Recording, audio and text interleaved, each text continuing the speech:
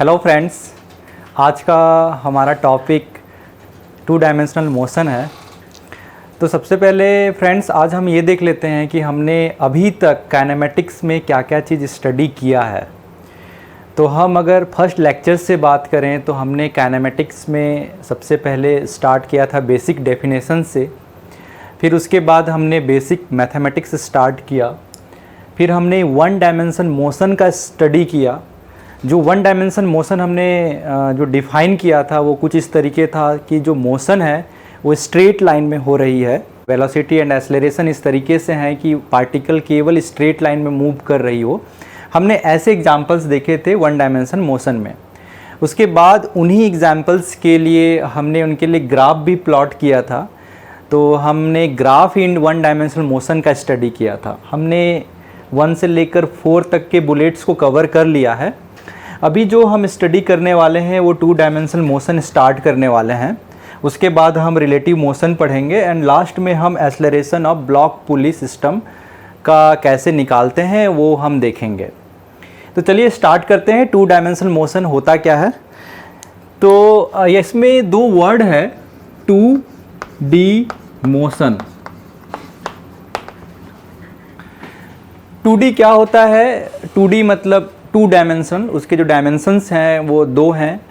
तो इसका मतलब क्या है हम बाद में देखेंगे। सबसे पहले मैं फिर से आपको फर्स्ट लेक्चर में ले जाना चाहता हूँ काइनेमेटिक्स का, और उसमें हमने स्टार्ट किया था कि मोशन क्या चीज़ होता है, हम मोशन को कैसे डिफाइन करते हैं। तो मोशन को इन जनरल जो डेफिनेशन है, हम कोई भी जब पार्टिकल मूव कर रहा है या नहीं कर रहा है, इसके लिए इम्पॉर्टेंट चीज़ कब हम बता पाते हैं कि मूव कर रहा है या स्टेशनरी है। तो विथ रिस्पेक्ट टू ऑब्जर्वर इसमें क्या होना चाहिए? Change of position of particle with respect to observer when time passes। अगर मोशन हो रहा है तो डेफिनेटली उस ऑब्जर्वर, जिस ऑब्जर्वर के रिस्पेक्ट में पोजीशन चेंज हो रहा है उस पार्टिकल का, तो वो ऑब्जर्वर समय के साथ ये बताएगा कि ये मोशन हो रहा है या नहीं हो रहा है। तो ये जो बेसिकली मोशन है, motion is a combined property of particle and observer. तो हम इसको ऐसे बोल सकते हैं, motion is combined property of particle under study and observer. तो ये जो मोशन है ये इन दोनों की कंबाइंड प्रॉपर्टी होती है, जिस पार्टिकल का हम स्टडी कर रहे हैं और जो ऑब्जर्वर उसका स्टडी कर रहा है। कैसे, थोड़ा अभी इस एग्जांपल को समझने की कोशिश करते हैं। तो मान लीजिए हमने एक रेफरेंस फ्रेम यहाँ पे सेट किया है इस तरीके से, और हमने इसका नाम दिया है XYZ। ये जो रेफरेंस फ्रेम है बेसिकली स्पेस मेजरमेंट करने के लिए है, और अगर इसको एक क्लॉक दे दिया जाए तो इससे हम टाइम मेजरमेंट भी कर सकते हैं। इसमें एक ही क्लॉक नहीं है, पूरे स्पेस में बहुत सारे क्लॉक्स हैं जो एक दूसरे से सिंक्रोनाइज्ड हैं, हम ऐसा मान रहे हैं। तो ये जो पूरा इसको रेफरेंस फ्रेम कहते हैं, या आप ऑब्जर्वर मान लीजिए। और मान लीजिए कि यहाँ पे एक ट्रेन इस तरीके से चल रहा है x डायरेक्शन में एक कांस्टेंट वेलोसिटी v से। यहाँ पे जो मैं एज्यूम कर रहा हूँ ये जो v है वो है कांस्टेंट वेलोसिटी, और कांस्टेंट वेलोसिटी से भी x डायरेक्शन में ये ट्रेन ट्रेवल कर रही है। यहाँ पे अगर कोई ऑब्जर्वर खड़ा है, मान लीजिए ये एक ऑब्जर्वर है, ऑब्जर्वर A, तो इस रेफरेंस फ्रेम के रिस्पेक्ट में ये ऑब्जर्वर बताएगा कि जो ट्रेन है वो v वेलोसिटी से जा रहा है। लेकिन मान लीजिए कि एक कार, इसके पैरेलल एक रोड है, इसके पैरेलल एक रोड मान लेते हैं, और उस रोड पे कोई कार जा रहा है। ऐसा ये मान लीजिए कार है, और ये भी v वेलोसिटी से जा रहा है, और यहाँ पे कोई ऑब्जर्वर है, यहाँ पे एक ऑब्जर्वर है जो कि ड्राइव कर रहा है इस तरीके से। तो ये ऑब्जर्वर हम b ले लेते हैं, इसको हमने a ऑब्जर्वर लिया, इसको b ऑब्जर्वर लिया। तो ये कार में किसी प्रकार का मूवमेंट नज़र नहीं आएगा, क्यों? क्योंकि इसको हमेशा ये पैरेलल नज़र आते हुआ नज़र आएगा। मतलब ये डिफाइन करेगा ऑब्जर्वर बी कि कार स्टेशनरी है। तो हमारे पास जो स्टेटमेंट निकल के आते हैं, तो ऑब्जर्वर ए के अकॉर्डिंगली जो स्टेटमेंट आता है वो ये बोलता है ये ट्रेन है और ये कार है। Train is moving with v velocity in x direction, और वो भी कैसा? Positive x direction. ये ऑब्जर्वर ए का कहना है। ऑब्जर्वर बी का कहना है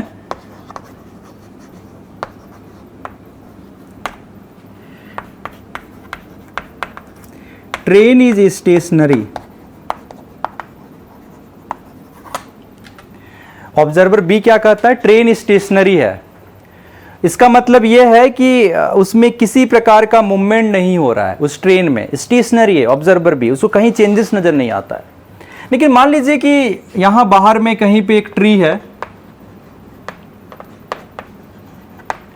तो ऑब्जर्वर ये क्या कहेगा? ऑब्जर्वर ये कहेगा कि जो ट्री है वो स्टेशनरी है, जबकि ये जो ऑब्जर्वर, जो कार का ऑब्जर्वर है, वो ये बोलेगा कि जो ट्री है नेगेटिव एक्स डायरेक्शन में ट्रैवल कर रही है v वेलोसिटी से।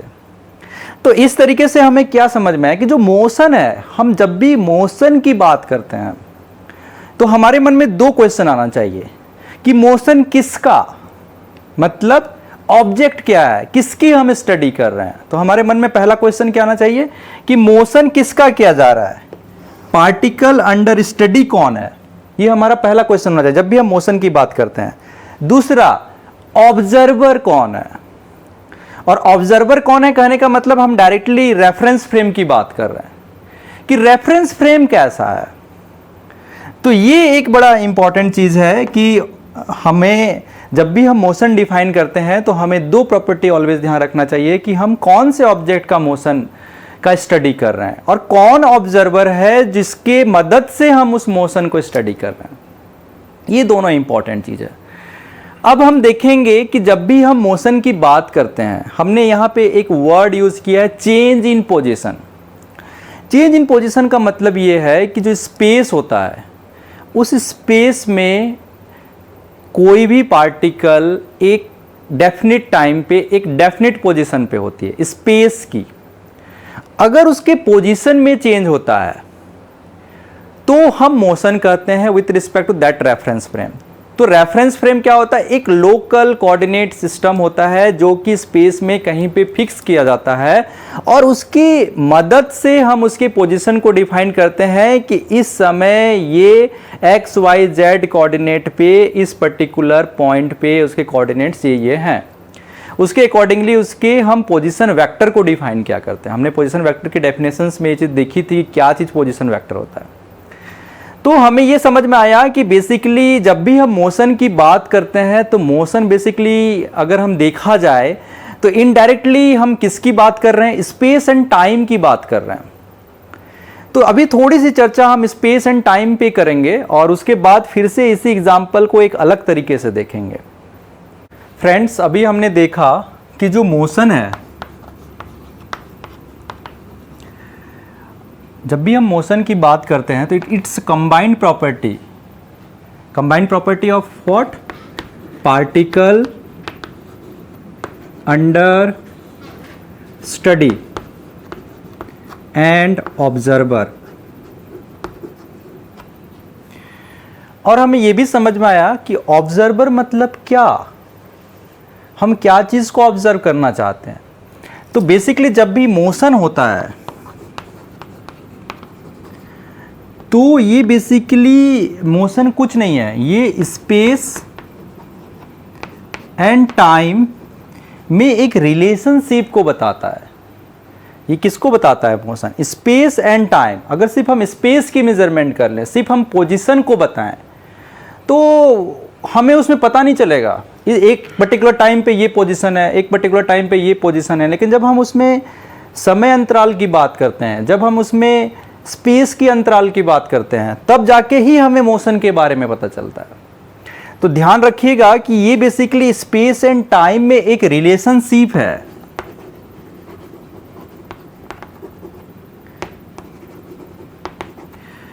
मोशन क्या है? स्पेस एंड टाइम में एक रिलेशनशिप है और कुछ नहीं है। पार्टिकल के स्पेस एंड टाइम के रिलेशनशिप का ही स्टडी हम करते हैं और उसी को ही हम मोशन कहते हैं। मोशन में हमें यही चीज़ नज़र आती है। आप उसका वेलोसिटी डिफाइन करते हैं, जो कि मोशन का एक पैरामीटर है। इसके पैरामीटर्स क्या क्या हम लोग जानते हैं। इसकी पैरामीटर अगर हम देखें तो हम पोजीशन वेक्टर इसके पैरामीटर में पढ़ते हैं, जो एक पर्टिकुलर टाइम पे हम डिफाइन करते हैं। उसके बाद इसकी डिस्प्लेसमेंट की बात करते हैं हम लोग। उसके बाद हम वेलोसिटी की बात करते हैं, हम एक्सेलरेशन की बात करते हैं। तो ये सब क्या है? मोशन के पैरामीटर्स हैं। मोशन मेजरमेंट करने के ये सब पैरामीटर्स होते हैं और ये सब कुछ नहीं है, बेसिकली स्पेस एंड टाइम के रिलेशनशिप होते हैं। अगर हम वेलोसिटी को देखें तो ये वेलोसिटी क्या होता है? dr/dt। एक्सेलरेशन क्या होता है? d²r/dt। और ये जो r वेक्टर है वो क्या है? स्पेस का मेजरमेंट है with respect to local reference system. Displacement change in space, अंतराल क्या है, कितना चेंज हो रहा है, उसके पोजीशंस में चेंज क्या हो रहा है समय के साथ। ये डिस्प्लेसमेंट की जब भी बात करते हैं तो डेफिनेटली कहीं ना कहीं एक समय है जिसके बारे में बात किया जा रहा है। जब हम पोजीशन के बारे में बात करते हैं तो एक स्वाभाविक सा मन में क्वेश्चन आता है, किस समय पोजीशन की बात कर रहे हैं आप? तो कहीं ना कहीं समय है, भले यहां पे रिफ्लेक्ट हो या रिफ्लेक्ट ना हो। जैसे यहां पे अगर हम देखें तो इसको हम dr छोटे समय के लिए और बड़े समय के लिए लिखें तो डेल्टा r कुछ भी लिखें, लेकिन ये जो भी है dr या डेल्टा r ये डेफिनेट समय अंतराल के लिए हो रहा है। ऐसा नहीं है कि आप अपने मन से कोई भी लिए और आप उसको माइनस कर दिए और बोले कि नहीं वो डिस्प्लेसमेंट नहीं। कहीं ना कहीं आपके मन में एक समय जरूर रहता है, आप एक समय के लिए सब चीज़ डिफाइन करते हैं।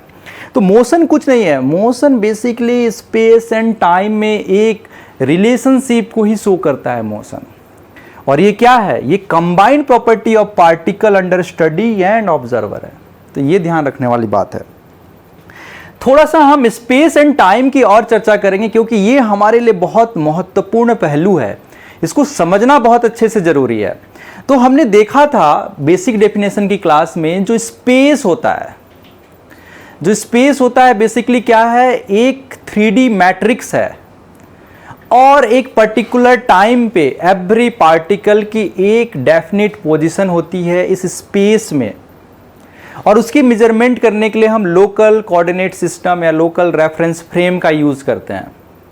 टाइम भी उसी तरीके से हम डिफाइन करते हैं, t=0 या उसको लेकर हम कोई टाइम डिफाइन करते हैं।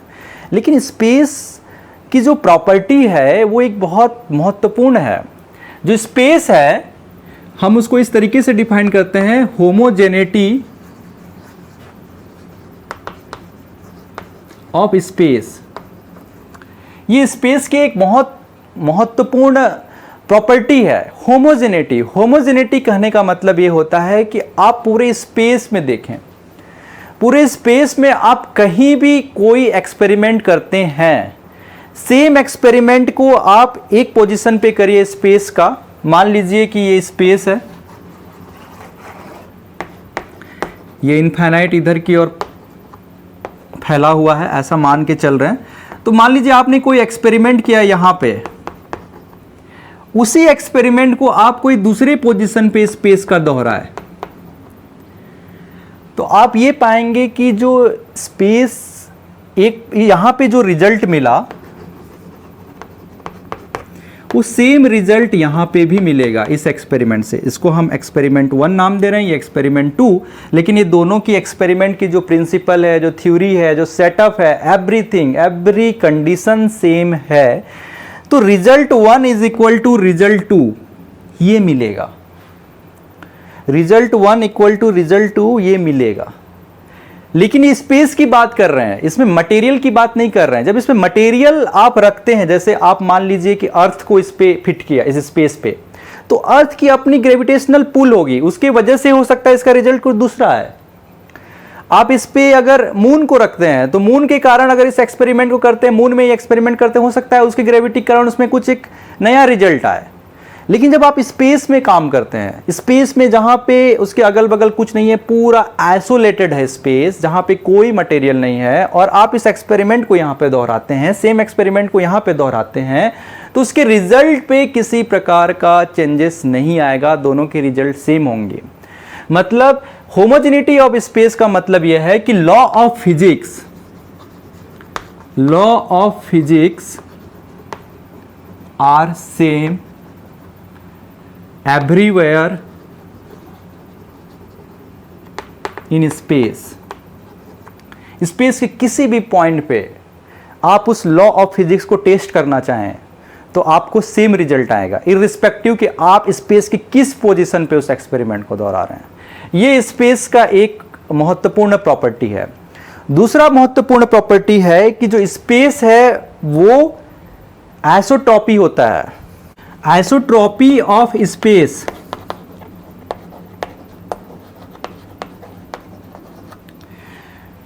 आइसोट्रॉपी ऑफ स्पेस का मतलब यह है कि जब हम इसमें लोकल कोऑर्डिनेट सिस्टम फिक्स करते हैं, तब आपने ऑलवेज देखा होगा कि मैं कुछ इस तरीके से x y z डिफाइन करता हूं।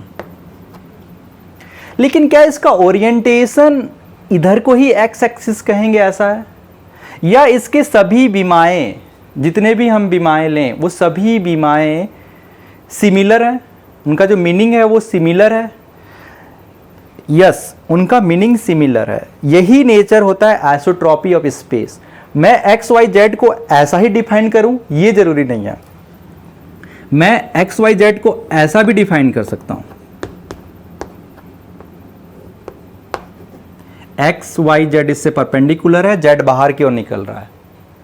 आप देख रहे होंगे कि अभी ये पहले वाले एक्स एक्सिस से कुछ एंगल बना के है, ये मैं डिफाइन कर सकता हूं। मैं चाहूं तो ऐसा भी डिफाइन कर सकता हूं, इधर की ओर एक्स एक्सिस। समटाइम्स आपने मुझे देखा होगा कि मैं इधर को एक्स एक्सिस लेता हूं, इधर को वाई एक्सिस, और ऐसा बाहर निकलते हुए Z axis.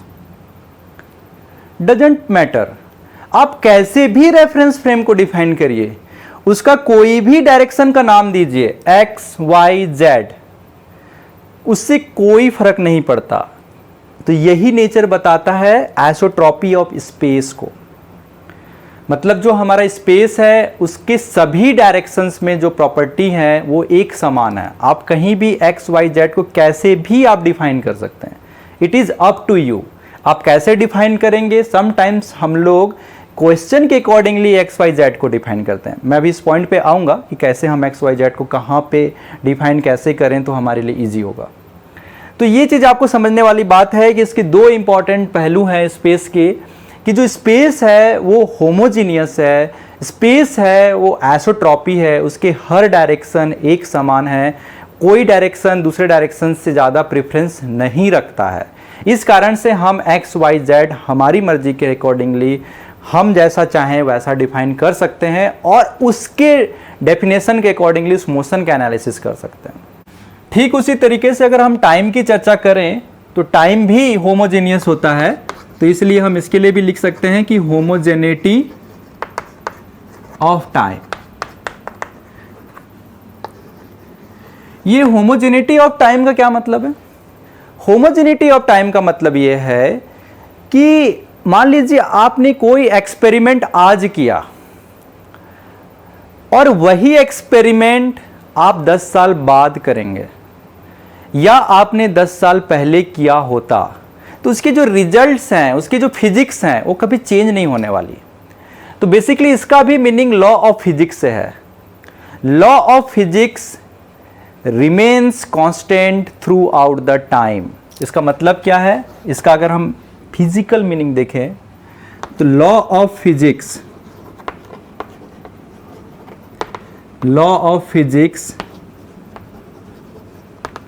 remains constant throughout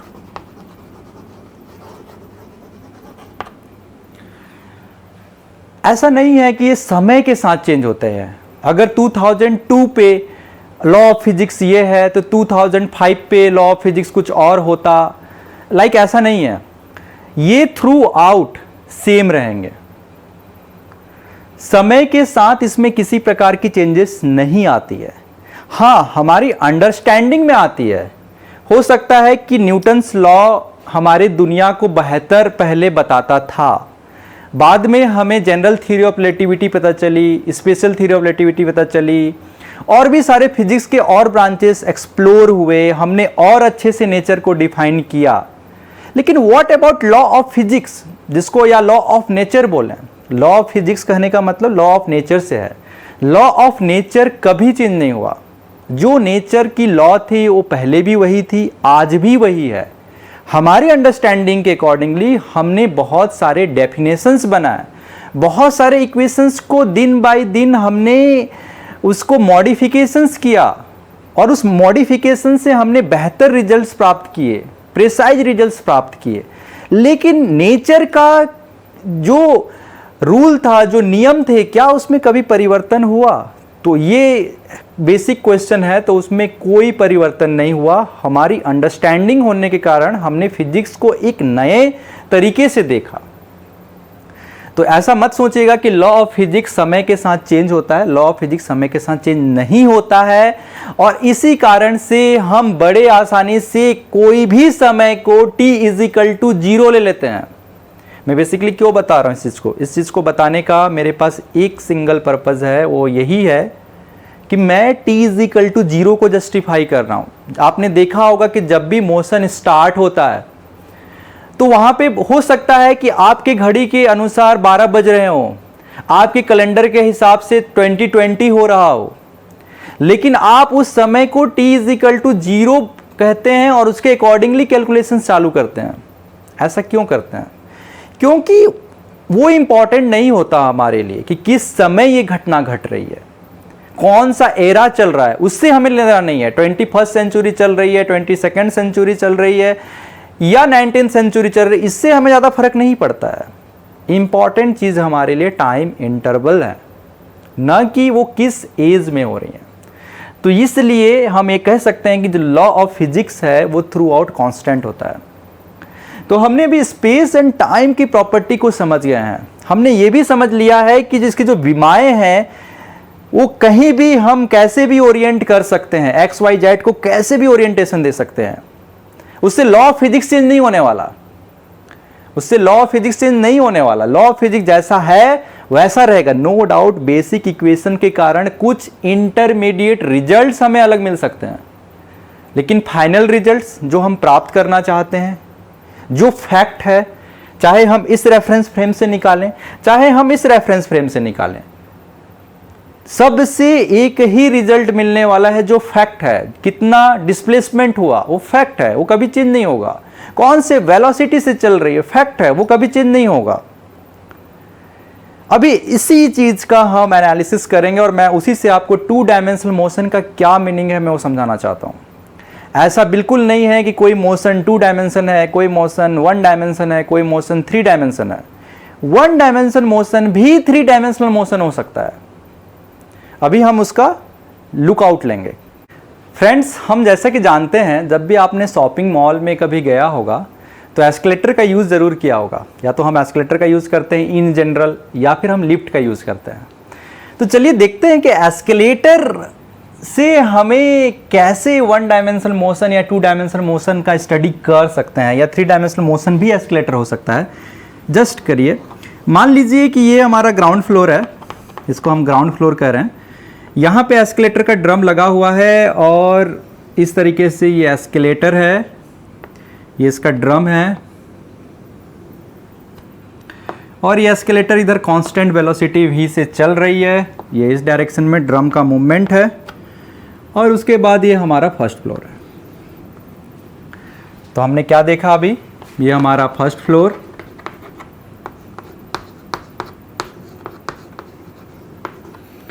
और ये हमारा 0th फ्लोर, या फिर हम लिखते हैं ग्राउंड फ्लोर।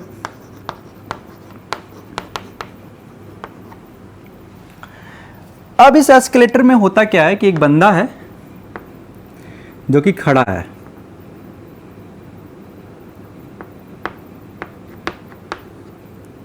और इस तरीके से इसकी जो वेलोसिटी है इस डायरेक्शन में v वेलोसिटी से जा रहा है। क्यों? क्योंकि ये पूरा बेल्ट, ये क्या है, ये बेल्ट ही मान लीजिए,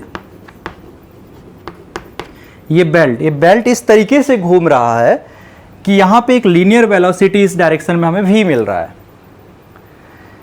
अब ये जो मैंने बोला इस डायरेक्शन में, इसमें फैक्ट क्या है, फिजिक्स का फैक्ट क्या है, जिसको हम फिजिक्स बोल रहे हैं, लॉ ऑफ नेचर बोल रहे हैं, वो क्या चीज़ है? हमें ये समझ में आ रहा है कि जो वेलोसिटी है वो इस डायरेक्शन में भी है। अभी मैंने डायरेक्शन नहीं बोला है कि वो एक्स डायरेक्शन है, वो वाई डायरेक्शन है, वो जेड डायरेक्शन, मैंने ऐसा कुछ डिफाइन नहीं किया। मैंने बस इतना ही बताया कि एक वेलोसिटी का जो मैग्नीट्यूड है वो भी है एंड उसका जो डायरेक्शन है इस बेल्ट के पैरेलल से चल रहा है। जो वेलोसिटी है बेल्ट के पैरेलल है उसके डायरेक्शन, मैंने बस इतने डिफाइन किया है।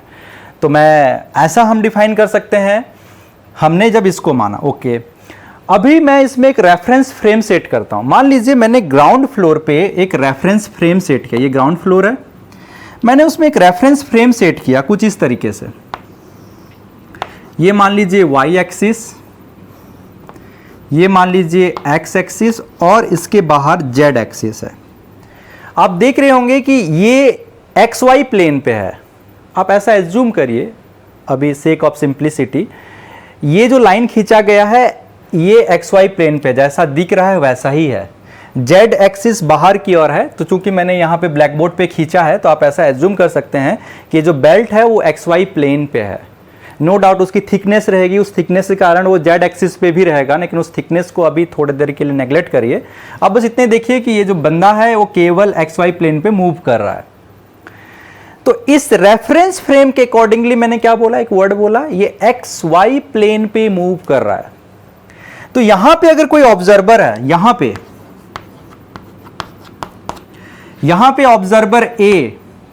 ऑब्जर्वर ए को क्या नजर आया, अपने रेफरेंस फ्रेम के अकॉर्डिंगली उसको यह समझ में आया कि इस बंदे का मूवमेंट, मान लीजिए ये एक्स डायरेक्शन है, ये वाई डायरेक्शन है, तो एक्स डायरेक्शन पे एक्स नॉट चला और वाई डायरेक्शन पे वाई नॉट चला विथ रिस्पेक्ट टू हियर।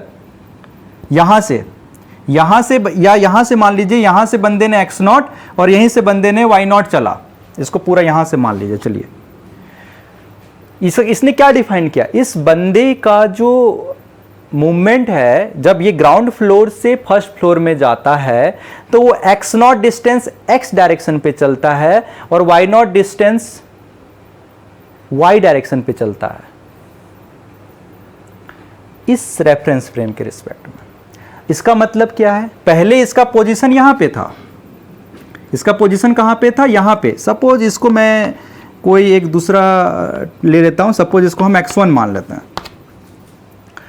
तो हमें यह नजर आया कि जब बंदा t इक्वल टू 0, जब हम t इक्वल टू 0 मतलब जब बंदा ग्राउंड फ्लोर पे था, जैसे ही उसने अपना पैर रखा था इस रेफरेंस फ्रेम से, उसकी डिस्टेंस थी कितनी, x1 0। अभी कितना हो गया है, अभी हो गया है x नॉट y नॉट, और x नॉट का मेजरमेंट यहीं से हम कर रहे हैं। इसका मतलब क्या हुआ, आप देख रहे होंगे कि 0, इसका मतलब यह है कि इसके y में भी चेंजेस हुआ है, y कोऑर्डिनेट में भी चेंजेस हुआ है, उसके x कोऑर्डिनेट में भी चेंजेस हुआ है। x नॉट से क्या चेंज हो गया, सॉरी x1 से क्या चेंज हो गया, x नॉट। 0 से क्या चेंज हो गया, y नॉट। तो with respect to this observer A, ये किस तरीके का मोशन हुआ, 1 डायमेंशनल या 2 डायमेंशनल? तो डेफिनेटली ये जो मोशन है वो 2 डायमेंशनल मोशन है। 2 डायमेंशनल मोशन का मतलब ये होता है कि जो मोशन हो रही है, मोशन मतलब with respect to reference frame उसके पोजीशन वेक्टर में चेंज हो रही है। अगर पोजीशन वेक्टर में कुछ इस तरीके से चेंज हो रही है, केवल एक डायमेंशन में चेंज हो, वाई जेड कांस्टेंट रहे कि केवल एक्स में चेंजेस हो, या एक्स जेड कांस्टेंट रहे केवल वाई में चेंजेस हो, या एक्स वाई कांस्टेंट रहे केवल जेड में चेंजेस हो, ऐसे सभी मोशन को हम कैसा मोशन बोलेंगे, 1 डायमेंशन मोशन। लेकिन इस मोशन में क्या हो रहा है, जेड कांस्टेंट है, जेड यहां पे क्या है 0, यहां पे जेड क्या है 0। जेड में किसी प्रकार की चेंजेस नहीं हो रही है, इसका मतलब जेड कांस्टेंट है। चेंज किस में हो रहा है? एक्स और वाई में। तो ये किस तरीके से मोशन हुआ? इस रेफरेंस फ्रेम के रिस्पेक्ट में, इस रेफरेंस फ्रेम के रिस्पेक्ट में ये 2D मोशन हुआ। ओके, अभी मैं फर्स्ट फ्लोर पे एक दूसरा ऑब्जर्वर, वो ऑब्जर्वर थोड़ा पिक्युलर टाइप का है, ये मान लीजिए उसने ये एक्स डैश माना, ये वाई डैश माना, और फिर अगेन इस ब्लैक बोर्ड से बाहर निकलते हुए जो एक्सिस है उसको हम जेड लेते हैं। तो मान लीजिए यहां पे एक बंदा इस टाइप से खड़ा है, ये कुछ है लटका हुआ, आप समझ जाइए। फर्स्ट फ्लोर पे ये कुछ लटका हुआ है, मान लीजिए हमने इसको लटका दिया है कुछ इस तरीके से रूप से, और ऐसे ही कुछ खड़ा है, ऐसा कुछ हमने फ्रेम बना लिया है। ये जस्ट एजम्पशन के लिए भी आप मान सकते हैं। और ये बंदा इसको देखते हुए नजर आएगा, तो उसको क्या नजर आएगा? उसको केवल इतना ही नजर आएगा कि ये बंदा इस रेफरेंस फ्रेम के रिस्पेक्ट में पहले यहां पे था, उसके बाद एक्स डायरेक्शन पे ही इसकी मूवमेंट हुई, फिर यहां पे पहुंचा। लेकिन व्हाट अबाउट वाई? वाई में किसी प्रकार का मूवमेंट नहीं दिखता है। What about Z? जेड में किसी प्रकार का मूवमेंट नहीं दिखता है। इसका मतलब क्या है? इस ऑब्जर्वर बी के रिस्पेक्ट में, इस ऑब्जर्वर बी के रिस्पेक्ट में ये जो मोशन है एस्केलेटर में एक मैन का चढ़ना, वो 1 डायमेंशनल मोशन है, उसको नजर नहीं आ रही है। इस बंदे को ये नजर नहीं आ रही है, इस बंदे को केवल इतना ही नजर आ रहा है, केवल एक्स डायरेक्शन में चेंजेस हो रही है, इसकी जो पोजीशन है केवल एक्स डायरेक्शन में चेंजेस हो रही है। इस कारण से इस बंदे के अकॉर्डिंगली ये 1D मोशन है और ये 2D मोशन है इस ऑब्जर्वर के रिस्पेक्ट में। तो एक्चुअली में ये 1D मोशन और ये 2D मोशन है क्या चीज? क्या ऐसा ही है 1D मोशन या 2D मोशन? इसी को हम 1D, इसी को 2D बोलेंगे। थोड़ा सा मैं और डिफाइन करना चाहूंगा। ये जो V है इसके 2 कंपोनेंट हो सकते हैं। इस डायरेक्शन को हम Vx लिख सकते हैं और इस डायरेक्शन में हम उसको Vy लिख सकते हैं। और इसका अगर हम वेक्टर सम करें तो V vector is equal to Vx plus Vy, ये वेक्टर फॉर्म में एडिशन होंगे इस रेफरेंस फ्रेम के रिस्पेक्ट में। बट इस रेफरेंस फ्रेम के अगर रिस्पेक्ट में देखें तो इसी केवल एक ही वेलोसिटी है v, वो भी x डायरेक्शन में। लेकिन जो इनका फाइनल रिजल्ट होगा, यहां से लेकर यहां तक चढ़ने में जो समय लगेगा, चाहे आप इस रेफरेंस फ्रेम से कैलकुलेट करिए, क्योंकि वो लॉ ऑफ फिजिक्स है, चाहे आप इस रेफरेंस फ्रेम से कैलकुलेट करिए, चाहे आप इस रेफरेंस फ्रेम से कैलकुलेट करिए, दोनों से आपको सेम रिजल्ट मिलने वाला है। चाहे आप उसको 1 डायमेंशनल मोशन लेके चलिए या 2 डायमेंशनल मोशन लेके चलिए, दोनों से सेम रिजल्ट मिलने वाला है। अभी मैं ये डिफाइन नहीं कर रहा हूं कि 1 डायमेंशनल मोशन के लिए क्या चीज, क्या बेसिक फैक्ट रहता है जिसको हम 1 डायमेंशनल मोशन के रूप में इजिली स्टडी कर सकते हैं एंड 2 डायमेंशनल मोशन में हम इजिली स्टडी कर सकते हैं। अभी मैं उस पर नहीं जा रहा हूं, मैं थोड़ी देर पे जाऊंगा, मैं आपको फिर से बताऊंगा। आप थोड़ा ध्यान दीजिए कि जब आपने फ्लाइट का टेक ऑफ देखा होगा, जब आपने फ्लाइट का टेक ऑफ देखा होगा तो फ्लाइट बेसिकली कैसे होती है? ये मान लीजिए हमारा रनवे है, इसमें एक फ्लाइट है,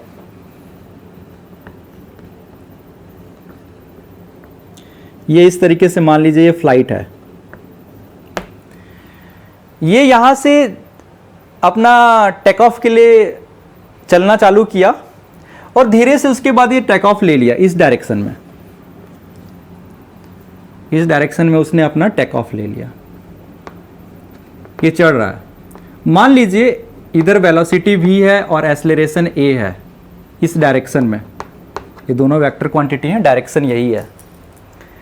ये किस तरीके से मोशन है? क्या ये 1 डायमेंशन है, क्या ये 2 डायमेंशन है, क्या ये 3 डायमेंशन है? चलिए स्टडी हम करते हैं कि ये क्या हो सकता है। मान लीजिए आपने रेफरेंस फ्रेम यहां पे सेट किया ऐसा x, y, z, और यहां पे एक ऑब्जर्वर आपने रखा, तो इस ऑब्जर्वर के रेफरेंस में ये क्लियर है कि इसकी जो पोजीशन है वो उसके x में भी चेंजेस हो रही है समय के साथ और y में भी चेंजेस हो रही है समय के साथ। आप देख सकते हैं जैसे जैसे आप इस पॉइंट पे फ्लाइट पहुंचेगा तो ये x हो जाएगा, ये y होगा, अगेन आप थोड़े और आगे जाएंगे तो ये x y हो जाएगा, ये x हो जाएगा, लाइक दिस। ये समय के साथ धीरे धीरे इसमें एक्स और वाई में चेंजेस आ रहे हैं इस ऑब्जर्वर के रिस्पेक्ट में। इसको मैं ऑब्जर्वर ए देता हूं। ओके, तो इस ऑब्जर्वर के रिस्पेक्ट में ये कौन सा मोशन हुआ? 2D मोशन हुआ।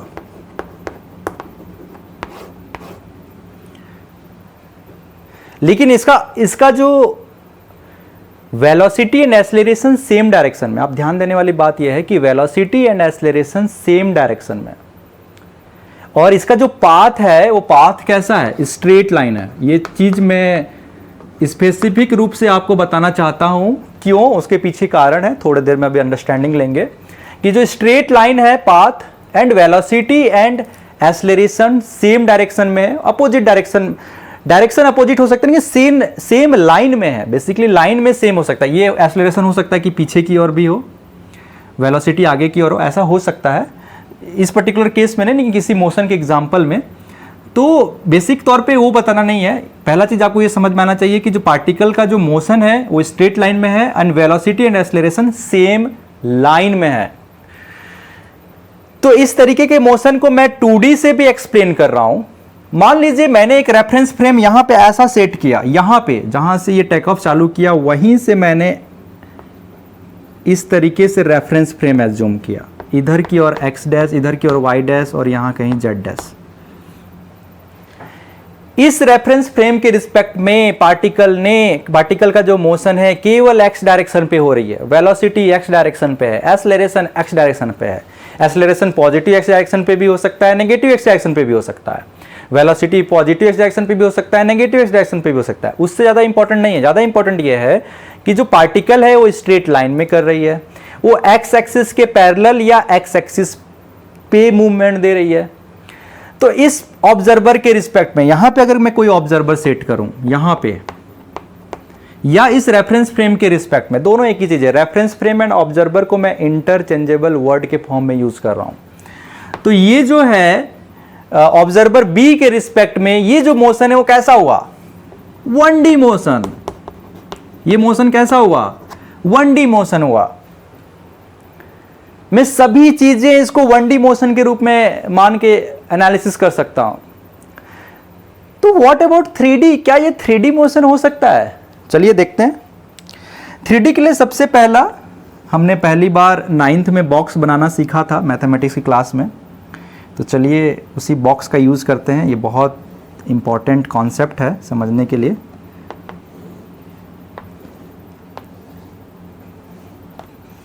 मान लीजिए ये x एक्सिस है, इधर की ओर y एक्सिस, और मान लीजिए ये x एक्सिस है और इधर की ओर z एक्सिस है। और पार्टिकल का जो टेक ऑफ है आप ऐसा एज्यूम करिए कि इसके डायगोनल में हो रहा है। ये डायगोनल है, आपको थोड़ा सा समझने की कोशिश करना पड़ेगा। ये डायगोनल है और यहां पे जो फ्लाइट है ये डायगोनल के डायरेक्शन पे है। अब चूंकि फ्लाइट डायगोनल के डायरेक्शन पे है, इसका मतलब इसमें तीनों बीमाएं हैं। और तीनों बीमाएं हैं तो ऐसे रेफरेंस फ्रेम के लिए किस तरीके से मोशन हुआ? 3D मोशन हुआ। आप एक घर एज्यूम कर लीजिए, घर का जो डायगोनल होता है आप वो एज्यूम कर लीजिए। घर के एक कॉर्नर में XYZ रेफरेंस फ्रेम सेट कर लीजिए और आप ऐसा मानिए कि उसके एक कॉर्नर से दूसरे कॉर्नर तक, opposite corner, diagonally opposite corner में फ्लाइट चढ़ रहा है, ऐसा टेक ऑफ कर रहा है ऐसा। तो उस समय जो पार्टिकल का या फ्लाइट का जो पोजीशन होगा विथ रिस्पेक्ट टू टाइम, वो XYZ तीनों में चेंजेस हो रहा है। तीनों में चेंजेस हो रहा है क्योंकि वो एक पर्टिकुलर प्लेन पे नहीं है। इसमें आप देखेंगे तो इसका जो मोशन है हम इसको डिफाइन कर रहे हैं motion in XY plane with respect to observer A. ये भी एक इंपॉर्टेंट चीज है जो मैंने लिखा, motion in plane, that is also important. Motion in plane with respect to observer A. Observer A ने उसको मोशन इन प्लेन डिफाइन किया, ऑब्जर्वर बी ने उसको एक स्ट्रेट लाइन में मोशन डिफाइन किया। What about observer C? अगर यहां पे ऑब्जर्वर है,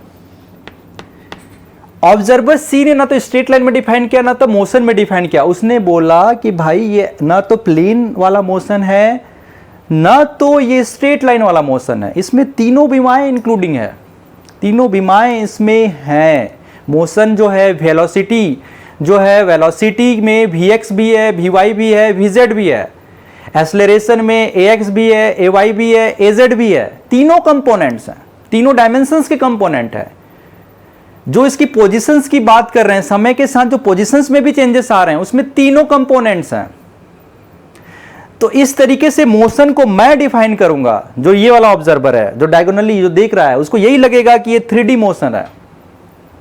अब कंफ्यूज्ड, तो इस मोशन की एनालिसिस किया कैसे जाए, इस मोशन की एनालिसिस की अंडरस्टैंडिंग किया कैसे जाए कि मुझे इसको 1 डायमेंशन में स्टडी करना है कि मुझे इसको 2 डायमेंशन में स्टडी करना है। इतना तो आपको समझ में आ गया कि जो मैं रेफरेंस फ्रेम का जो ओरिएंटेशन है मैं कैसा भी ले सकता हूं, इसलिए क्योंकि जो प्रॉपर्टी होती है स्पेस की वो आइसोट्रॉपी होती है। मैं कहीं भी एक्स वाई जेड कोई भी ओरिएंटेशन ले सकता हूं, कहीं भी ले सकता हूं, कैसा भी ले सकता हूं। और चूंकि मेरे रेफरेंस फ्रेम सेट करने के अनुसार मैंने जितने भी एग्जाम्पल दिए हैं, मैंने जो भी एग्जाम्पल अभी आपको बताया, ये भी एग्जाम्पल 1 डायमेंशन का हो सकता है, 2 डायमेंशन का भी हो सकता है, 3 डायमेंशन का भी हो सकता है। ये भी एग्जाम्पल 1 डायमेंशन का हो सकता है, 2 डायमेंशन का हो सकता है, 3 डायमेंशन का हो सकता है, मेरे रेफरेंस फ्रेम चूज करने के अनुसार। लेकिन जो 11th का कोर्स होता है उसमें हम लोग स्पेसिफिक रूप से 1 डायमेंशन मोशन या 2 डायमेंशन मोशन की स्टडी करते हैं। तो जब भी हम 1 डायमेंशन मोशन की बात करते हैं तो अपने मन में एक चीज जरूर रखिए, 1 डायमेंशन मोशन, तो हम लोग इसमें क्या कह सकते हैं कि जो पाथ है, पाथ स्ट्रेट लाइन होगा। जब भी पाथ स्ट्रेट लाइन होगा, आप देख रहे होंगे मैंने ये एग्जांपल भी दिखाया, इसमें पाथ स्ट्रेट लाइन है। मेरे एस्केलेटर वाले एग्जांपल में पाथ स्ट्रेट लाइन है।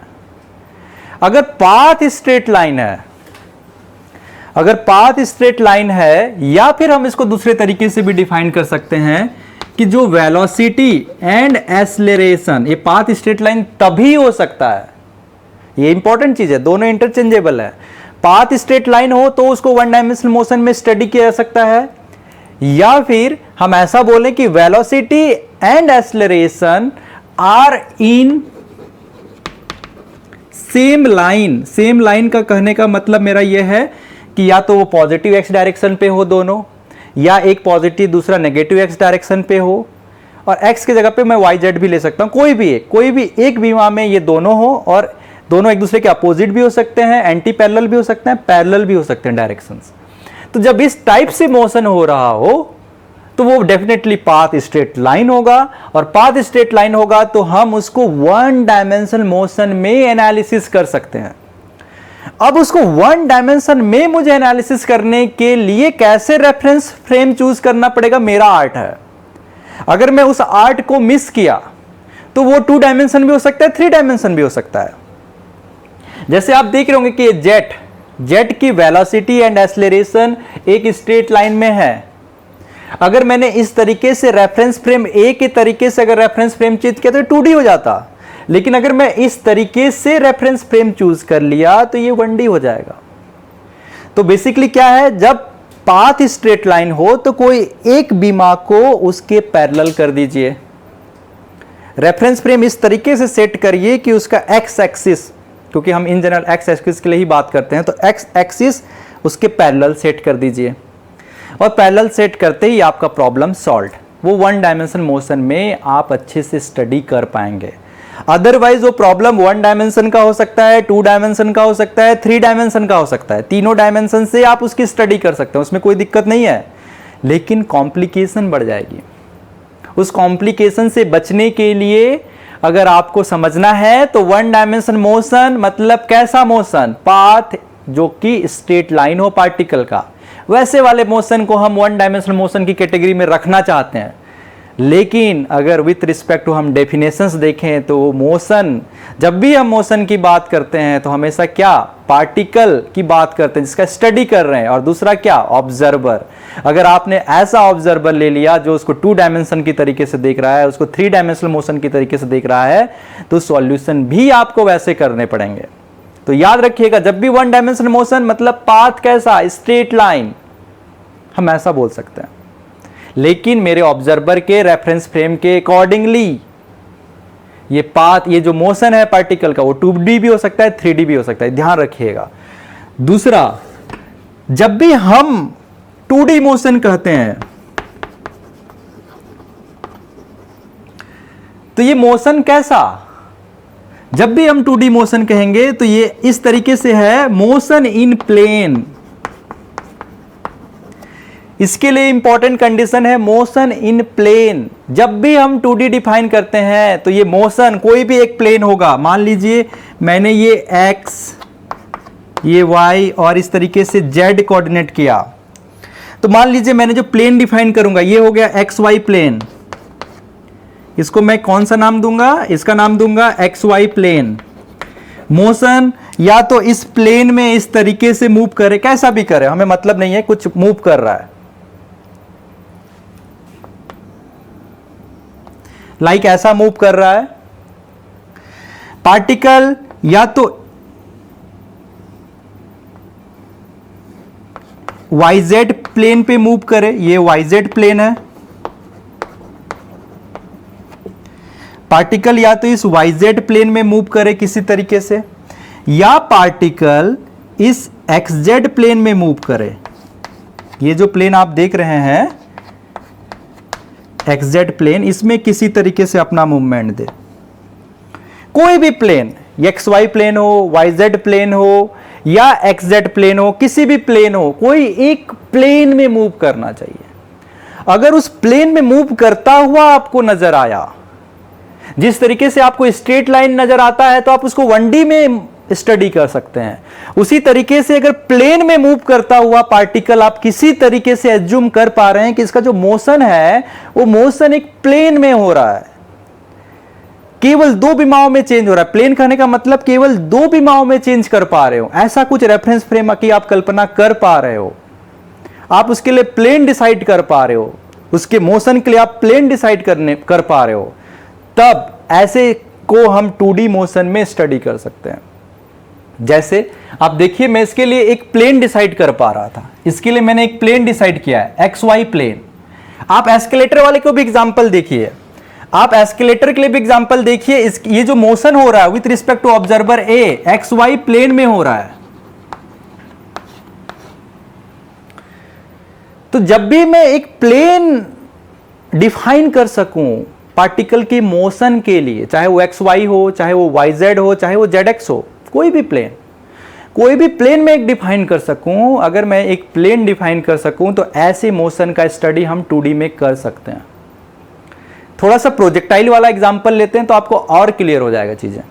फ्रेंड्स, अभी हम एक ऐसा एग्जांपल लेने वाले हैं जो हमारे डेली लाइफ से बहुत कनेक्टेड होता है। आपको याद होगा कि जैसे ही क्रिकेट में हम क्या करते हैं, बॉल को अपने बैट से जब भी स्ट्राइक करते हैं तो एक प्रोजेक्टाइल मोशन होने लगता है। तो ये जो प्रोजेक्टाइल मोशन होता है वो किस तरीके से मोशन होता है, उसकी एनालिसिस आपने देखा होगा कि जब भी कमेंट्री में ये दिखाया जाता है टीवी में, तो कई बार ऐसा प्रोजेक्टाइल करते हुए कहाँ तक गया, उस बॉल का जो रेंज है उसको शो किया जाता है, कितना मीटर लॉन्ग उसने छक्का मारा या फिर कितना मीटर लॉन्ग फील्ड में गया। ये सब बड़े अच्छे से एनालिसिस करके 3D वर्जन में आपको दिखाया जाता है, अलग अलग एंगल से। आप देखे होंगे। इन जनरल मैं एक फिगर आपके लिए बस ड्रॉ करना चाहता हूं ताकि आपको एक अच्छा फील हो। लाइक इस टाइप से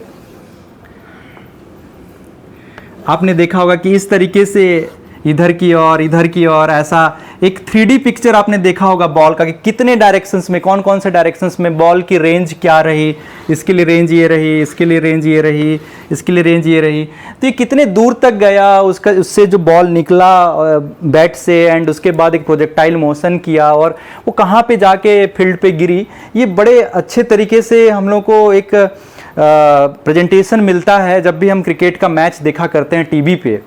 तो क्या ये है क्या चीज़, ये किसका एग्जाम्पल है? क्या ये 1D मोशन है? तो हमारे मन में सिंपल सी बात समझ में आती है कि ये 1D मोशन नहीं है, क्योंकि यहाँ पे जो पाथ है ये बेसिकली किसको बताता है? ये बॉल के पाथ को बताता है कि किसी समय बॉल ऐसा ऐसा ऐसा ऐसा जाके ये डायरेक्टली फिर अर्थ सरफेस को स्ट्राइक की। तो लाइक ये किसको बताता है? ये हमेशा पोजीशन ऑफ बॉल को बताता है विथ रिस्पेक्ट टू टाइम। तो आप देख रहे होंगे कि ये जो पोजीशन ऑफ बॉल है वो विथ रिस्पेक्ट टू टाइम, या फिर हम जो मोशन के हैं, इसकी जो ट्रेजेक्ट्री के हैं, ये बॉल की जो ट्रेजेक्ट्री है वो स्ट्रेट लाइन नहीं है। अगर ये स्ट्रेट लाइन नहीं है तो डेफिनेटली हम इसको 1D मोशन में स्टडी नहीं कर सकते। पहला कंक्लूजन हमने ड्रॉ कर लिया।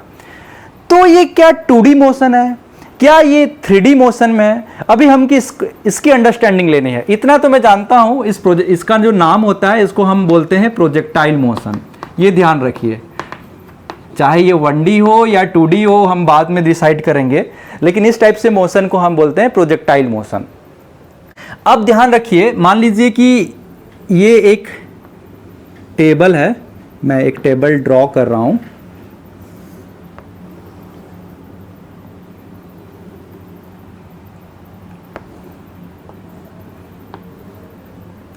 इस तरीके से एक टेबल है, मैंने ये टेबल ड्रॉ किया है। इधर की ओर मैं एक्स एक्सिस एज्यूम कर रहा हूं,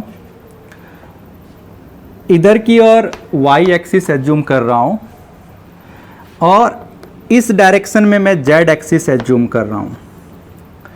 मान लीजिए यही बॉल ये वाला पॉइंट यहां पे है, तो हो सकता है कि कोई समय बॉल ऐसा फील्ड पे स्ट्राइक करे। ये जो टेबल है, बेसिकली ये टेबल क्या है? फील्ड है, क्रिकेट फील्ड। ओके, ये जो टेबल है वो क्रिकेट फील्ड है, और ये जो बॉल है ये एक पर्टिकुलर टाइम पे यहां बैट्समैन ने इस तरीके से बॉल को उछाला अपने बैट से कि ये इस तरीके से एक प्रोजेक्टाइल करता हुआ मुझे नजर आया। समटाइम्स ये मुझे ऐसा भी नजर आ सकता है। ओके, यहां पे स्ट्राइक करता हूं, ये भी प्रोजेक्टाइल है, ये भी प्रोजेक्टाइल है, लेकिन वो एक अलग एंगल में गया है। अब इसमें बात समझने वाली बात है, इस प्रोजेक्टाइल मोशन में क्या हुआ? इसके लिए अगर मैं प्लेन डिसाइड करूं इस प्रोजेक्टाइल के लिए, तो आप देख रहे होंगे कि ये तो हमेशा एक्स एक्सिस में रहा है, इसका हर पॉइंट एक्स एक्सिस में रह रहा है, ये देखिए, और दूसरा किस पे रह रहा है? जेड में रह रहा है। तो इसके लिए मैं एक प्लेन डिसाइड कर सकता हूं इस तरीके से। ये जो मोशन है, ये मोशन मैं अलग से ड्रॉ करूं तो ये मेरा इस तरीके से मूव कर रहा है। ये एक प्लेन मैंने डिसाइड कर लिया, जेड और एक्स, हमेशा इस पे मूवमेंट रहा है ऐसा। ये जो बॉल है, बॉल का जो मूवमेंट है वो हमेशा ऐसा रहा। कौन से प्लेन में रहा? एक्स वाई प्लेन में। लेकिन व्हाट अबाउट दिस? ये जो दूसरा है, ये मैं बॉल 2 लेता हूं, इसको मैं बॉल 1। तो मुझे इतना क्लियर हो गया कि जो बॉल 1 है with respect to this reference frame, चूंकि उसके केवल पोजीशन एक्स और जेड में चेंज हो रहा है, एक्स और जेड में उसकी पोजीशंस में चेंजेस आ रहे हैं। आप देख रहे होंगे कि यहाँ पे 0-0 पोजीशन पे था, मतलब एक्स भी 0, जेड भी 0। उसके बाद जेड में थोड़ा सा बढ़ोतरी हुआ, एक्स में भी थोड़ा सा बढ़ोतरी हुआ। उसके बाद यहाँ पे जेड मैक्सिमम हो गया, एक्स की कुछ वैल्यू है। उसके बाद जेड में मेरे को कमी पाया गया, लेकिन एक्स की कुछ वैल्यू है। जेड में अगेन कुछ कमी पाया गया, एक्स के केस में अभी बढ़ोतरी हो रही है। जेड में कुछ कमी पाया गया, एक्स के केस में अभी बढ़ोतरी हो रही है। और यहाँ पे जेड 0 हो गया, लेकिन एक्स अभी भी है। इसका मतलब क्या है कि हमेशा एक्स वाई में ही, इसके दो विमाओं में ही इसकी मोशन हुई है। इसका मतलब with reference to this reference frame ये 2D मोशन है। बॉल 1 को मैंने 2D मोशन का नाम दे दिया। What about ball 2? अब बॉल 2 को देख रहे होंगे, नो डाउट ये ऐसा मूवमेंट जब दिया है तो एक्स में तो चेंजेस हुआ है, जेड में चेंजेस हुआ है, लेकिन आप देखिए बाद यहां पे देखिए फाइनल जब स्ट्राइक किया तो ये वाई में भी कुछ ना कुछ वैल्यू लेके रखा है। इसका मतलब क्या है? थ्रू आउट इसके एक्स में भी चेंजेस हो रहा है, इसके y में भी चेंजेस हो रहा है, इसके z में भी चेंजेस हो रहा है। मतलब with respect to this reference frame ball 2 का जो मोशन है वो 3D मोशन है। अगर मैंने ऐसा रेफरेंस फ्रेम चूज किया तो। लेकिन थोड़ी कल्पना करिए, थोड़ी सी कल्पना करिए, क्या मैं इसको 2D मोशन पे एनालिसिस कर सकता हूं? देखते हैं कि कर सकते हैं नहीं कर सकते हैं। मान लीजिए कि मैंने इसको यहां से मैच किया, ऐसा फाइनल पोजीशन और एंड पोजीशन को मैंने मैच किया और आगे की और इसको एक एक्सिस का नाम दे दिया, ठीक है। और ये मान लीजिए ये एक्सिस इधर शिफ्ट हो गया, इसको मैंने दे दिया एक्स डैश। जब मैंने इसको इधर शिफ्ट किया तो नो डाउट एक वाई में भी शिफ्टिंग हो गई होगी 90 डिग्री बनाने के लिए, तो ये हो गया वाई डैश। और अगर मैं इस प्लेन की बात करूं, इस प्लेन, जिस पूरे प्लेन में ये मूवमेंट दिया है, तो ये कौन सा प्लेन डिफाइन कर सकता हूं? ऐसा। आप इसको ध्यान से देखने की कोशिश करिए। ये मेरा हो गया एक्स डैश, ये एक जेड डैश मान लीजिए, जेड डैश पैरेलल है जेड के, कोई दिक्कत नहीं है क्योंकि वो हमेशा ऊपर की ओर है, इससे अवे है, ऐसा आप एज्यूम कर सकते हैं। तो इसमें जो बातें समझ में आ रही है, मैं इसके लिए भी एक प्लेन डिफाइन कर सकता हूं। ये जो प्लेन है, ऐसा अगर मैंने एक्सिस ले लूं तो मैं इसके लिए भी एक प्लेन डिफाइन कर सकता हूं। ये जो चीज है आप देख पा रहे हो कि एक प्लेन में है, और वो कैसा प्लेन? वो प्लेन ऐसा है।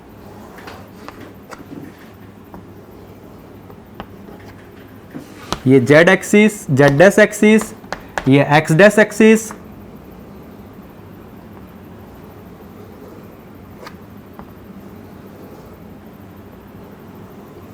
ऐसा। ये सेम चीज मैंने बॉल 2 का यहां पे ड्रॉ किया है। ये कैसा? ये ऐसा। तो मेरे को क्या समझ में आया? ये एक प्लेन में हो रहा है। ये जो मोशन है अगर एक प्लेन में हो रहा है, अगर मैं जस्ट इस x को थोड़ा सा ऐसा शिफ्ट कर दूं इधर की ओर, तो नो डाउट x शिफ्ट होगा तो y भी शिफ्ट हो जाएगा, तो इसलिए मैंने x डैश और y डैश दिया है। z अभी भी बाहर की ओर है। तो आपको नजर आ रहा होगा कि ये जो प्लेन है ये कुछ इस तरीके से मोशन कर रहा है। मैं इसके लिए एक प्लेन डिफाइन कर सकता हूं, प्लेन डिफाइन कर सकता हूं। और चूंकि मैंने प्लेन डिफाइन कर दिया तो मैंने क्या बताया, जब भी आप किसी पार्टिकल के मोशन को एक प्लेन में डिफाइन कर सको तो ऐसे मोशन को हम किस में स्टडी कर सकते हैं? 2D मोशन में। तो मुझे यहां पे इस मोशन को स्टडी करने के लिए, बॉल 2 की मोशन को स्टडी करने के लिए मुझे 3D मोशन का सहारा लेने की जरूरत नहीं है। मैं इसको 2D मोशन में स्टडी कर सकता हूं। उसके लिए मुझे बस इतना ही करना होगा कि मुझे रेफरेंस फ्रेम का जो डायरेक्शन है थोड़ा सा शिफ्ट करना पड़ेगा। मैं थोड़ा सा शिफ्ट कर दूंगा तो उसके अकॉर्डिंगली मैं इसकी पूरे प्रॉपर्टी की एनालिसिस कर सकता हूं। मुझे उसमें यह नहीं देखना होगा कि ये जो मोशन है ये मोशन 2D है या 3D, क्योंकि मैं एक प्लेन डिफाइन कर दिया। जैसे मैंने एक प्लेन डिफाइन कर दिया तो मैं उसके बाद श्योर हो जाता हूं कि ये मोशन 2D है। जैसे ही आपने एक प्लेन डिफाइन कर दिया तो आप श्योर हो जाते हो कि इस मोशन को मैं 2D मोशन से स्टडी कर सकता हूं। आप चाहो तो 3D से करो, आपकी मर्जी। जैसे कि मैंने यहां पे दिखाया, इसको 3D से भी स्टडी कर सकता हूं।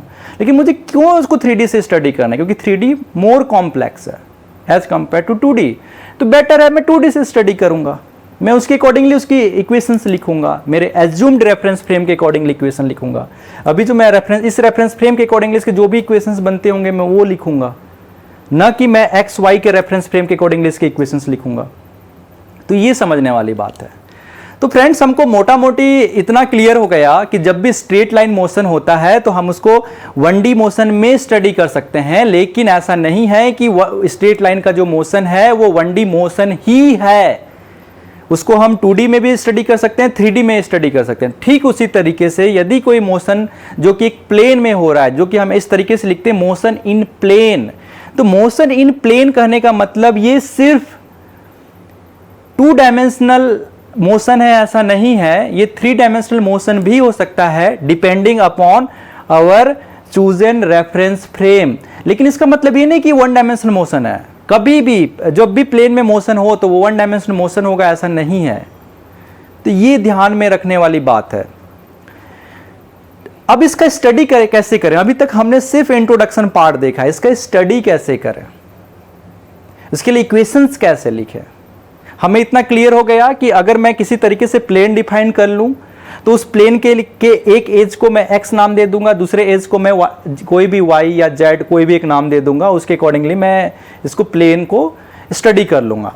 लेकिन इक्वेशंस कैसे लिखें, तो वो भी हमने देखा था जब वन डायमेंशन में, तो दो डायमेंशंस को हमने जीरो बना के इक्वेशंस लिखा था। ठीक उसी तरीके से तीन डायमेंशंस में से एक डायमेंशन को हमें जीरो करना पड़ेगा और दो डायमेंशंस को लिखना पड़ेगा।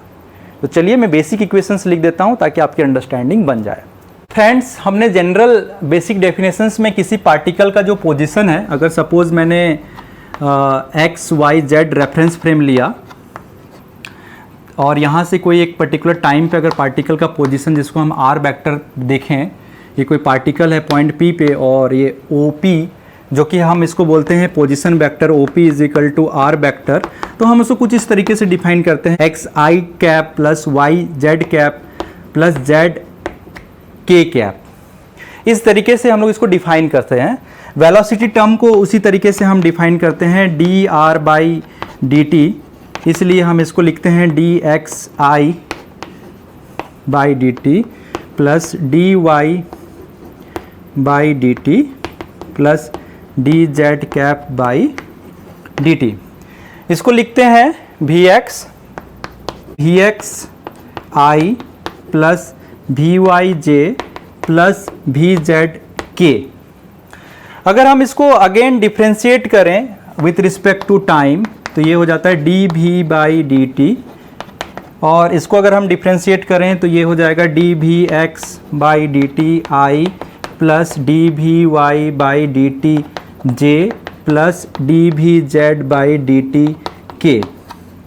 आपको पता होगा कि इसको हम ए एक्स लिख सकते हैं, ये ए x plus A Y plus A Z के।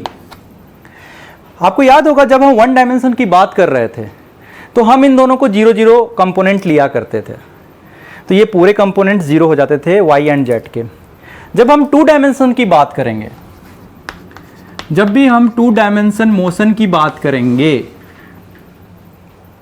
तो हमारे लिए क्या हो जाएगा, R vector is equal to always X plus Y J के फॉर्म में डिफाइन होगा, जेड कंपोनेंट 0। उसी तरीके से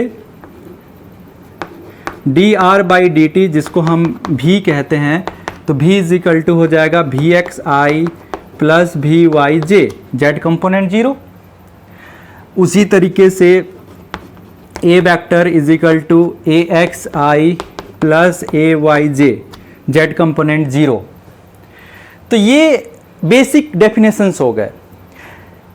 अब इसके लिए एक और इम्पॉर्टेंट चीज़, इम्पॉर्टेंट ये है कि हमें ये पता है फॉर कांस्टेंट एक्सेलरेशन केस, जब भी हम कांस्टेंट एक्सेलरेशन कहते हैं, इसका मतलब क्या है, कांस्टेंट एक्सेलरेशन का मैग्नीट्यूड भी कांस्टेंट है एंड डायरेक्शन भी कांस्टेंट है, दोनों समय के साथ चेंज नहीं होती। जो एक्सेलरेशन अभी जिस डायरेक्शन पे लग रहा है, टी समय के बाद भी वही एक्सेलरेशन उसी डायरेक्शन पे लगेगा। टी इज इक्वल टू 0 पे जो मैग्नीट्यूड है एक्सेलरेशन का, वो T is equal to T पे भी वही मैग्नीट्यूड है एक्सेलरेशन का। तो यहां पे कांस्टेंट एक्सेलरेशन केस कहने का मतलब दोनों चीज कांस्टेंट है।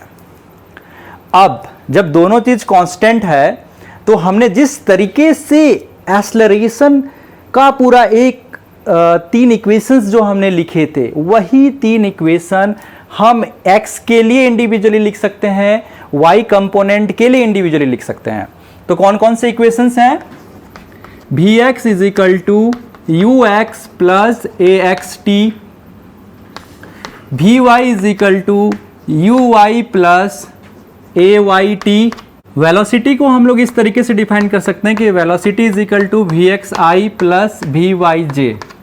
तो इस तरीके से हमने पहले इक्वेशन को 2 अलग अलग कंपोनेंट्स के फॉर्म में लिखा है, उसी तरीके से हमारे पास दूसरा इक्वेशन था x minus X not is equal to U X T plus half A X T square. तो ये तो जैसे वन डायमेंशन के लिए लिखते थे ये लिख लिया। ठीक उसी तरीके से दूसरे डायमेंशन के लिए भी y minus Y not is equal to U Y T plus half A Y T square. ये हो गया हमारा दूसरा इक्वेशन। अगर इसके लिए मुझे r वेक्टर लिखना हो, पोजीशन वेक्टर, तो r is equal to X Y plus Y J. किसी टाइम t पे हम इस तरीके से लिख सकते हैं, इन दोनों का कॉम्बिनेशन वर्जन। ठीक उसी तरीके से यदि हमें दिया जाए भी X square is equal to U X square plus two A X X minus X not, इस तरीके से हम लिखा कर रहे थे, तो ये एजिटिव रहेगा भी Y square is equal to U Y square plus two A Y X Y minus Y not. इस तरीके से आप लिखेंगे ये इक्वेशन नंबर 3। इसका मतलब आपको क्या समझ में आ रहा है कि बेसिकली ये 2 वन डायमेंशन है। x अलग से ट्रीट करिए, y को अलग से ट्रीट करिए, बस इतना ही है। 2 वन डायमेंशन। आप ऐसा याद रखिए, फॉर कांस्टेंट एक्सेलरेशन केस, फिर से याद दिला देता हूं, फॉर कांस्टेंट एक्सेलरेशन केस, जिसका मतलब होता है जहां पे एक्सेलरेशन का डायरेक्शन एंड मैग्नीट्यूड समय के साथ चेंज नहीं हो रही है, अगर ऐसे मोशन की हम कल्पना कर रहे हैं तो वहां पे 2D motion is equal to 1D motion plus 1D motion. 1D motion x, 1D motion y। कुछ नहीं है, पूरे इक्वेशन 1D वाले हैं x के लिए, पूरे 1D वाले इक्वेशन y के लिए, इतना ही डिफरेंस है। मतलब इसको हमने 2 कंपोनेंट में डायरेक्ट सेपरेट कर दिया। बट इसमें एक इंपॉर्टेंट चीज है, t। ये जो t है, t दोनों का सेम है। आपने भले ही 2 कंपोनेंट में डिवाइड किया, लेकिन विथ रिस्पेक्ट टू समय सोचिए, उस समय दोनों कंपोनेंट के लिए एक समान है। ऐसा नहीं है कि इस कंपोनेंट के अलग टी है, उस कंपोनेंट का अलग टी है, नहीं। अगर कोई पार्टिकल, लीजिए कि कोई पार्टिकल अर्थ पे किसी समय पे स्ट्राइक कर रही है, तो x कंपोनेंट के लिए जितने समय में वहां पे उस पॉइंट पे पहुंचेगा, उसी समय पे y कंपोनेंट के लिए भी उसी समय पे पहुंचेगा, क्योंकि समय दोनों के लिए सेम है। तो ये ध्यान रखिएगा, ये जो समय है किसी एक पर्टिकुलर टाइम के लिए लिखा जा रहा है। ये एक particular time t is equal to T के लिए लिखा जा रहा है, ये भी एक particular time t is equal to T के लिए लिखा जा रहा है, ये भी एक particular time t is equal to T के लिए लिखा जा रहा है। इसमें जो दोनों के लिए समय सेम है, ऐसा मत सोचिएगा कि समय अलग अलग कर दूं। आप ये सोचिए कि जो बॉल है उसको 2 भागों में स्प्लिट कर दिया, सिमिलर। मान लीजिए ऐसा कि एक बॉल का 2 भूत बना दिए, एक भूत घोस्ट बना दिए, एक घोस्ट x डायरेक्शन में चलता है, एक घोस्ट y डायरेक्शन में चलता है, और दोनों भूत फिर से जब आप मिला देते हो तो वापस से वो बॉल बन जाता है, या आप उस पार्टिकल का घोस्ट। तो इसको घोस्ट के फॉर्म में सोचिए कि 2 घोस्ट हैं जो x डायरेक्शन में चलते हैं, y डायरेक्शन में चलते हैं। जब आपस में दोनों घोस्ट एक साथ मिल जाएंगे तो फिर से वो जीवित हो जाएगा, फिर से वो वही पार्टिकल बन जाएगा। तो इसलिए दोनों घोस्ट के लिए जो समय है, क्योंकि आप जब मिलाएंगे, जब भी आप एक पर्टिकुलर पोजीशन के लिए बात करेंगे, इसका मतलब आप दोनों घोस्ट को मिला रहे हो, और दोनों घोस्ट को मिला रहे हो इसका मतलब समय सेम रहेगा, क्योंकि दोनों सेम चीज सेम समय पे वो घोस्ट वहां से निकलेंगे। डिटैच भी सेम समय से होंगे, सेम समय पे अटैच भी होंगे। तो जब भी एक पर्टिकुलर टाइम के लिए, एक पर्टिकुलर पोजीशन के लिए आप बॉल की या पार्टिकल्स की प्रॉपर्टीज के बारे में चर्चा करेंगे, भले ही दोनों घोस्ट को अलग अलग रखिए, लेकिन जब उस पर्टिकुलर समय के लिए बात करेंगे तो दोनों घोस्ट एक ही समय में दोनों इक्वेशंस लिखे जाने चाहिए। तो फ्रेंड्स, इस तरीके से हमने 2D मोशन की पूरी अंडरस्टैंडिंग कर ली है। उसके लिए जो बेसिक इक्वेशंस हैं, एक स्पेशल केस के लिए वो भी देख लिया है कि अगर हमारा कांस्टेंट एक्सेलरेशन हो तो इसी तरीके से इक्वेशंस को लिखे जाएंगे। और ये क्या है? Basically 2D motion for constant acceleration is 2 1D motion. ऐसा आप चलिए हम नेक्स्ट क्लास में 2D मोशन के जो मोशन इन प्लेन है उसका थोड़ा और एग्जाम्पल लेंगे, उसका स्टडी करेंगे और उसके बाद हम प्रोजेक्टाइल मोशन का स्टडी करेंगे। थैंक यू, तब तक कॉन्सेप्ट कॉर्नर पे बने रहें।